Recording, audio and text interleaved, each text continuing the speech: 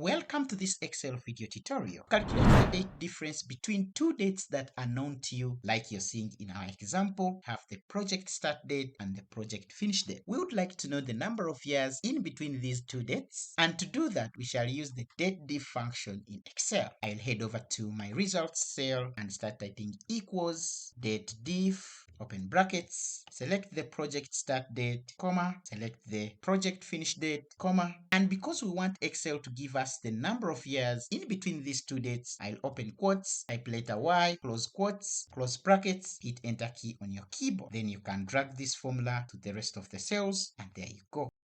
Calculate the number of months. We similarly use the same formula, open brackets, project start date, comma, the project finish date, comma, and this time when you open your quotes, type letter M on your keyboard for month, close parentheses, hit enter key on your keyboard, then drag this formula to the rest of the cells.